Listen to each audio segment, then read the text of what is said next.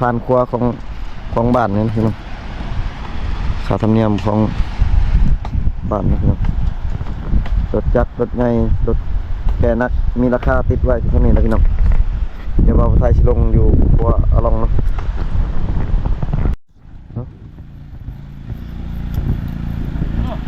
มาสิเพื่อนทางเลย มาจะได้ ยังเป็นทางกูไม่ได้ มาจะได้ดิตัดหญ้าวะ เนี่ยโอ้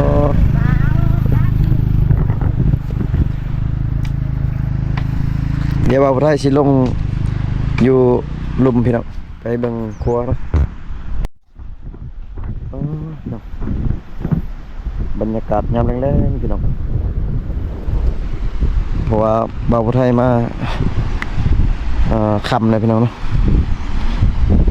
แค่มาขับแล้วมาอยู่แก่งกะอยู่ลุมกะบ่มีคนหลายเนาะเพราะว่าบ่าวไทยมาค่ำนะบ่าวไทยมาตอนเที่ยงน่าจะคนหลายอยู่เนาะเพราะว่าอากาศมันร้อนพี่น้องเนาะอันนี้อากาศมันเริ่มจะหนาวแล้วพี่น้อง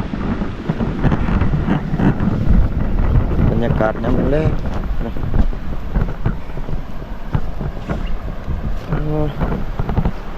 ภาพได้เลยเนี่ย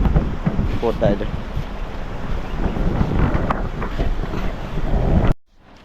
อันนี้ก็จะเป็นครัวขาบเซลาน้องพี่น้องครัวไม้ไผ่ครัวไม่ไล่นะบ่เป็นไม้ไผ่พี่น้องไม่ไล่เป็นกระตัดนะหมู่บ้านเพิ่นจะเฮ็ดนำกันเบิดบ้านเลยพี่น้องเว้ยเนาะเฮ็ดนำกันเบิดหมู่บ้านนั่นแหละพี่น้องภายในมือเดียวเนาะสำเร็จพี่น้องเพิ่นเฮ็ด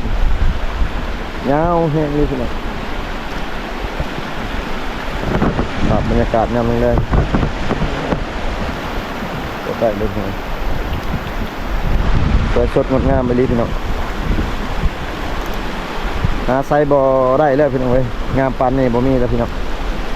ธรรมศาสตร์เลยโลดโอ้เดี๋ยวว่าผู้ไทยสิยังไปฮอดเครื่องๆพุ่นนะพี่น้องเนาะเราผู้ไทยสิบ่ย่างฮอดพังดอกพี่น้องเพราะว่ามันไกลนะพี่น้องงามหลายพี่น้องงามดีพี่น้องตาเวนแดงคอยขับยำแรงพี่น้องตาเวนไก่จะตกดินเลยพี่น้องกินงานกันอย่างมากผิวหน้าผิวในมาสวยสดงดงาม